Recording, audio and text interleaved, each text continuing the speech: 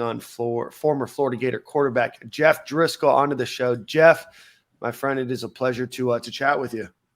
Yeah, thanks for having me, guys. Looking forward to chatting it up a little bit. Absolutely. Jeff Driskel just recently signed with the Arizona Cardinals. So congratulations there, Jeff. But let's go all the way back. Jeff, enroll in UF under Will Muschamp, you and Jacoby Brissett, notably, in the same class, same discussion. So touch us a little bit about your recruitment, how you ended up at UF, and what those last couple of months, leading into to UF, and what that transition was like into to college. Yeah, I mean, it was crazy. Recruiting's crazy. You're a top prospect getting hit up all the time. Florida has spring football in high school, so getting called out of class every day. It was awesome. I enjoyed it, getting to talk to the Urban Meyers of the world, the Nick Sabans, you name it. But Florida being an hour and a half from home, winning championships left and right. Great academic program. It was a no-brainer to stay home and play for the Gators. So obviously didn't get recruited by Will and his staff, but really enjoyed my time there. Won a lot of games, and wouldn't have changed it for the world.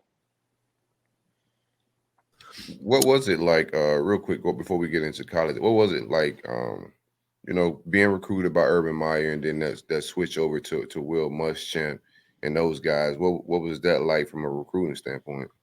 Yeah, I mean, I started getting recruited, my sophomore year in high school. And, even from my sophomore year to my senior year in high school, you'd be getting recruited by one guy from this school, and then by 2 years later, he'd be at another school. So, I talked to a bunch of people that had gone through the process, and they all basically said the same thing. You're committing to a school, not a head coach, because they're going to change. They're either going to get fired or they're going to take another job somewhere, or whatever happens. So make sure your decision is based off a program and not, whoever's the head coach or position coach or whatever. So I really took that into consideration. Obviously Urban was a great recruiter, brought in a bunch of really good prospects, but yeah, I was going to the University of Florida, not going there based off who was the head coach. Jeff, I want to ask you, I think a lot of fans, Will Muschamp, gets hired on. Charlie Weiss gets brought in. Jacoby Brissett gets brought on board as well. And then throughout the entirety of the offseason, even through fall practice, we hear that it's a neck and neck race. The very first play on offense of that year, he brings both the guys out onto the field at the same time. What's going on there? Right? What are your thoughts? And I know that you're going to give a good PC answer about Jacoby being a teammate and everything else, but what's going through your mind when everybody's wondering between these two great quarterbacks, who's going to be the starter, and then you guys go both brought out at the same time, and everybody's kind of looking around like, what the hell's going on here? Yeah, I mean, you understand when you're going to a big school like Florida, there's always going to be competition. But I mean, as a 18-year-old kid, I was committed for a while, and they bring somebody else on. I was a little bit pissed off. I'm not going to lie, right? Like, I was the guy the whole time. What's going on now? So I was a little bit pissed off, and Jacoby and I had a healthy competition. But yeah, I mean, it was competitive.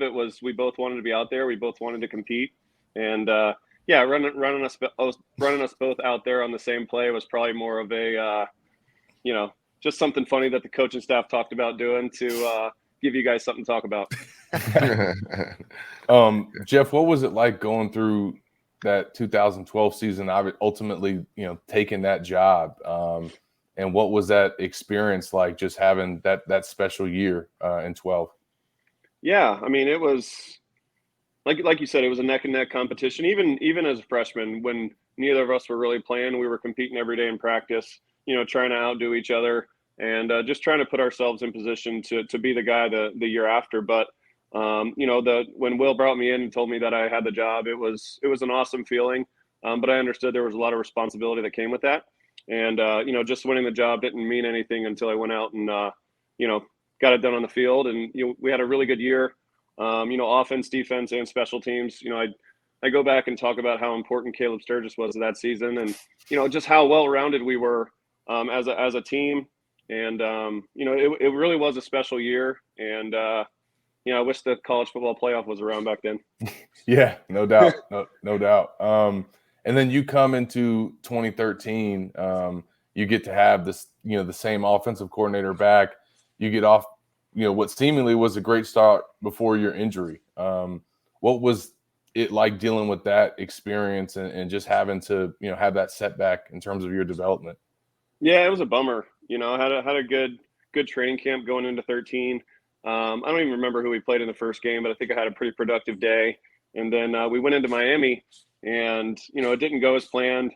I banged up my knee a little bit, left there, with the brace and crutches and everything, but was able to bounce back and play the next week. And then, a really, really catastrophic injury against Tennessee. It was a year loss. So it was the first time I dealt with injury. It was a long year, big recovery.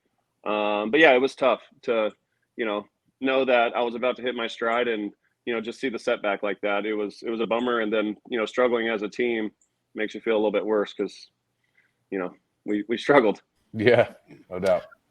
Jeff, want to ask you, you obviously Will Muschamp, defense was strong, offense, had some good players, but a lot of different changes at the offensive coordinator position. You go from Charlie Weiss, who was there for a year, and then you go to Brent Peace, who was there for a couple years, right? 2 years, Yep. and then Yep. and then finally go to what's Kurt the guy Roper. from Duke? Kurt Roper. So, yeah, Kurt Roper. So go to Kurt Roper. What's that like as a quarterback trying to change offensive systems, 3 times in 4 years? They have their own terminology. They have their own plays that they want to call and schemes and styles, coaching styles. What was that like as a 17, 18, 19, 20-year-old to go through? Yeah, I mean, it's tough. I mean, just about every college player is an immature player. They don't know it at the time, but, it's one of those deals where you don't know what you don't know. And, having to relearn something over and over and over again is tough because you don't get to build, right? You get to just get a baseline knowledge of each system. And then when you get to a new system, it kind of starts over. Whereas now, for myself, at least, I've been in the league 8 years. I've been in a bunch of different systems. It's kind of the same deal. I've had, maybe a coordinator twice in 2 seasons. But now I understand how different word. So I think just, as a young kid, it's hard, right? So not being able to go to the next level and unlock some of that potential that was in there, not just for me, but for every position, it makes it tough. And, if we would have played a little bit better on offense, maybe that wouldn't have been the case. Jeff, Sure. a lot of people probably don't remember, especially some of the kids. But when you coming out, you was that guy, and we're coming fresh off of Tim Tebow, running that Urban Meyer offense, and you can see a lot of similarities in your game. So just seeing your size, seeing your skill set, and me and my mindset as a fan, thinking, yo, this kid get into Urban Meyer offense, like we're gonna be right back in the thick of national championship vibes, man. What do you sometimes look back and think about if you had played in Urban Meyer offense instead of Charlie Weiss's? Or any, or any of those. or Urban for 4 years, man. I would have loved to see Jeff in that offense for 4 years. Yeah, I mean, one of your, you said there that you were thinking as a fan we would be right in the national championship vibe. I mean, don't get it twisted. We were. I mean, in 12, we were right there, right? We went into the bowl game, number 3 in the country. I think we rattled off like 7 or 8 wins in a row during the season. So, I mean, we were right there. It wasn't maybe the same style that, they were getting it done when Urban was there, but, we were there to win games and we were doing that. So, I mean, I think we had a really good year in 12. Obviously, in 13, injuries and stuff piled up. But yeah, I mean, I've had that conversation time and time again.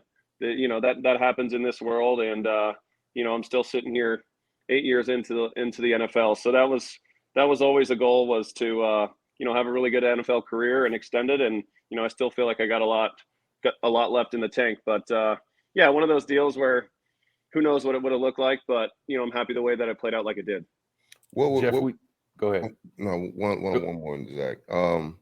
What was your mindset like when the defense was, because you said we were in the thick of things, but it was the defensive led and a running game led team. What was your mindset like when the offense was struggling a little bit and the defense was holding things down? Yeah, I mean, we were doing what we were asked to do. We were winning the games, right? Like, ask a punter. If a punter goes out there and punts 0 times, doesn't help the team win, like, are they going to be upset? Obviously, we're out there to score as many points as we can, but at the end of the day, we wanted to play conservative football. We wanted to control the clock, and we wanted to, hit big plays when they were there. And for the most part, we did that. Obviously, there was games where we didn't score as many points as we would have liked to, and we left some stuff out there. But we were winning games, and that's football. As a competitor, you want to be out there and you want to be the one contributing to winning the game and throwing the touchdown pass at the end to win the game. But, it's the ultimate team sport. And, I think we really had that mindset as a team that year. And even though we heard it from the fans, we heard it from the media, we were winning games. Right. Jeff, we now live in the transfer portal era where guys now have the, freedom to move around, and we see how beneficial it can be. Obviously, that was something that was really big for you, making the move to Louisiana Tech. Thinking back to that decision, what all went into that, just kind of wanting to get a fresh start. Obviously, there was a coaching change, so you had to deal with that dynamic. But how much did that do for you just to be able to go out there? You knew you had the talent, and then go out there and have a 4,000-yard season and just, have some success before being able to move on to the NFL. Yeah, I mean, it was a super difficult decision. I love the University of Florida. I loved my time there. I love the guys that I played with. Loved everything about it. But I had a candid conversation with myself and my family and said, hey, if my goal is to get to the NFL, you have to have production. You're not just going to get there on potential. So I had to go somewhere where I was going to have the opportunity to go produce, and made a relatively selfish decision to go to a place that was going to let me cut it loose, running the ball, throwing the ball. And, it worked out, but it was definitely not easy. Happy I made the decision. I really enjoyed my time in Ruston as well, but it was a tough decision to make, and it was totally one for myself. And, it was hard because I've always had a team mindset, but, happy I made that decision when I did. Jeff, I want to talk about your time in the NFL now, and then most recently, like I said, got signed by Arizona, but let's go back a bit here. Get drafted by the 49ers. Only there for a little bit, I think, right up into the season started there in 2016. You go to the Bengals, have a good few years there. You've been with the Lions, the Broncos, Texans. I want to talk a little bit about you playing tight end there with the Texans for a little bit, and now with Arizona. What's been like in the NFL, and what's that experience been like for you? Yeah, I mean, you just rattled off like six or seven teams that I've been on, and that's kind of what it's been, right? I got to the league in San Francisco. I wouldn't say I wasn't prepared, but it's a lot thrown at you immediately, and I just didn't go out and perform very well in training camp, and got cut, and you learn a lot of new terms in the league if you have to go through a bunch of transactions. So I got claimed, the next day after being waived, and didn't really know what that meant. They said, hey, you're going to Cincinnati. I was like, that's awesome. And, got thrown in week 1, learned a lot, my call it redshirt year, was with Andy Dalton for 3 years, learned a lot from him, became a really good friends with him and his family, and really enjoyed my time in Cincinnati. Was fortunate enough to get in the game a handful of times, in the 3 years that I was there, Mm-hmm. which, some backup QBs go 3, 4, 5 years without getting a snap. Yeah, Chase Daniel's been doing it for like a decade and a half. Chase Bank, baby. Jeff, yeah, I mean, Jeff, what are your thoughts on Skyline Chili while we're here? Yeah, I mean, it's different, Yeah, It's cool. it's something like that you have to explain to somebody, right? It's chili, but it's really a sauce that goes on spaghetti or hot dogs. So it's a whole deal. And it has. But like I enjoyed my time there, and was able to get some really valuable.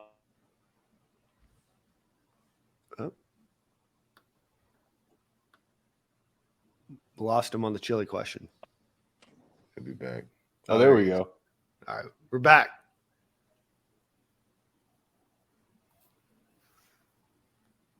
Maybe.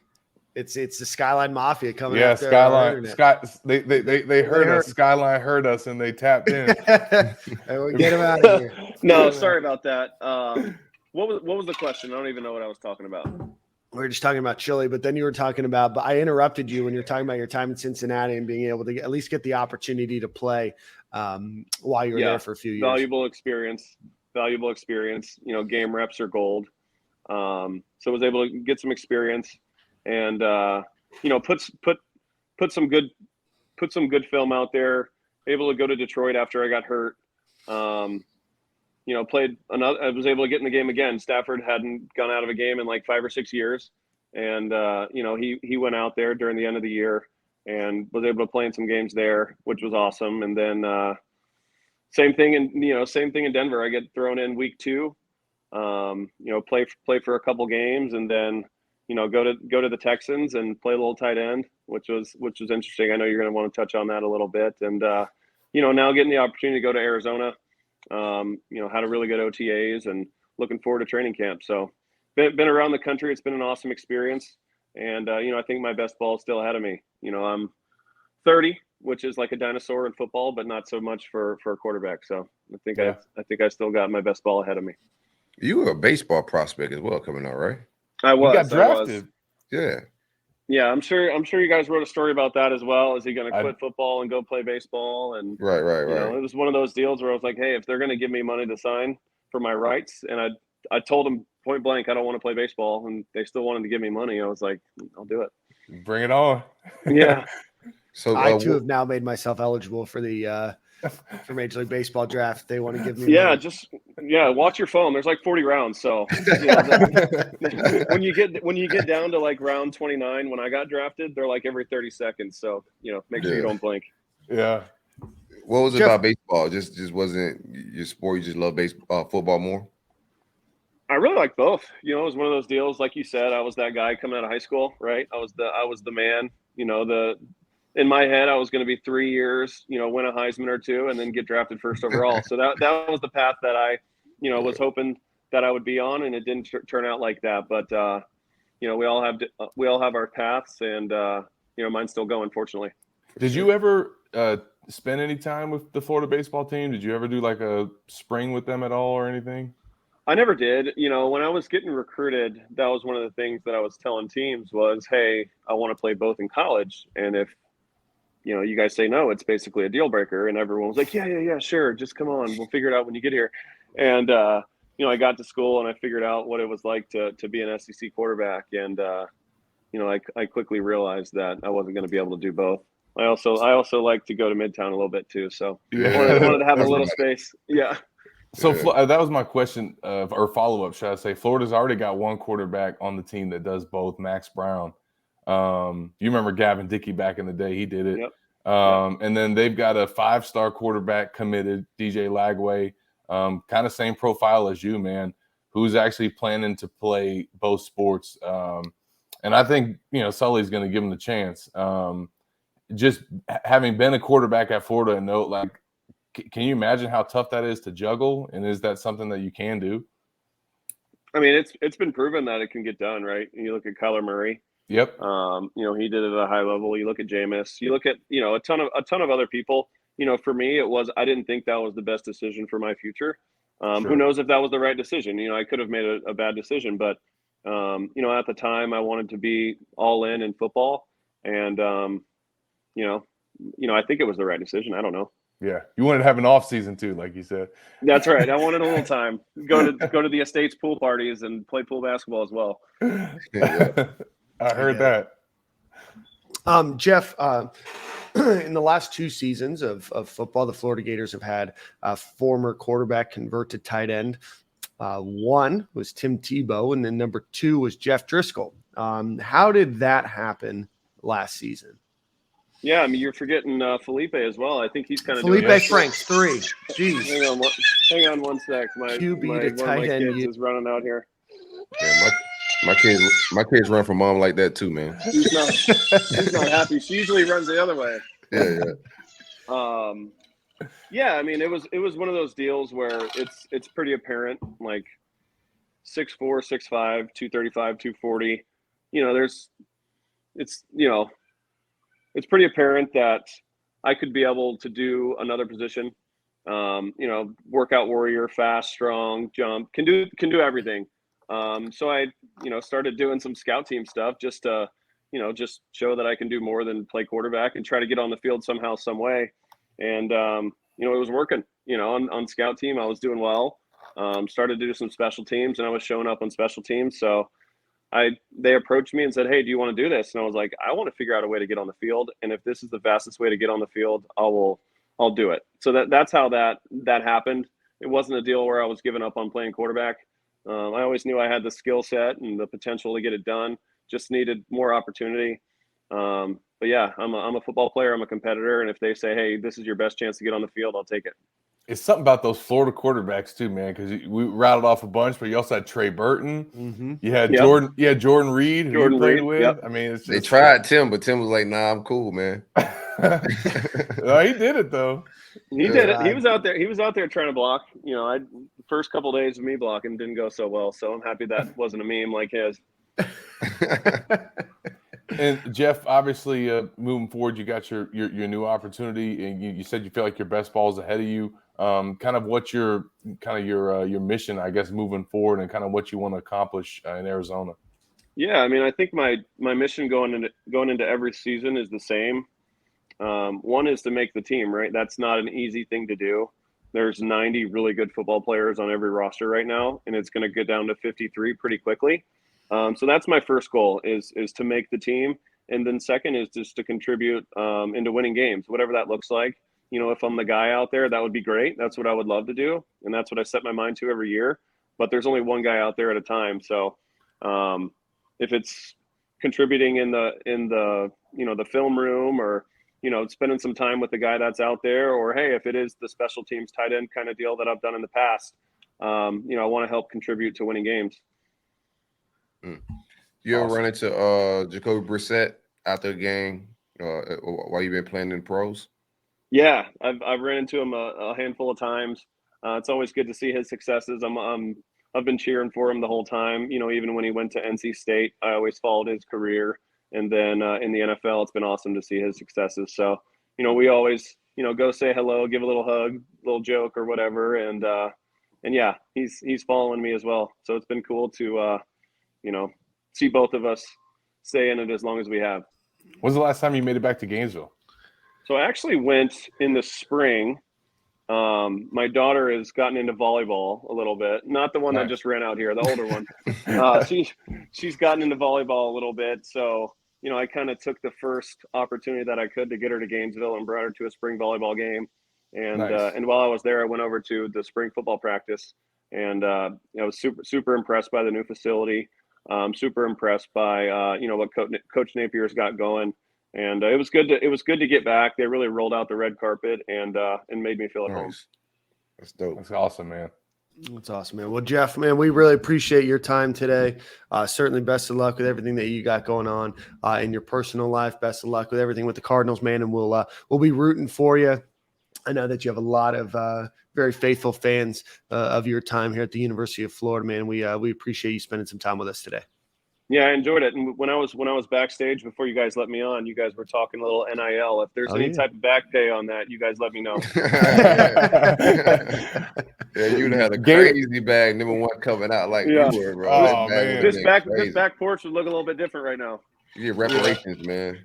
Gatorverse. All right, guys. We need to get in with the Gatorverse. Yeah, All right, man. I appreciate you guys, and yeah, I'm always pulling for the Gators, and proud alumni. So appreciate you guys. Awesome. Good catching up, man. Talk to you soon, Jeff. Take care. All right. He was actually one of the first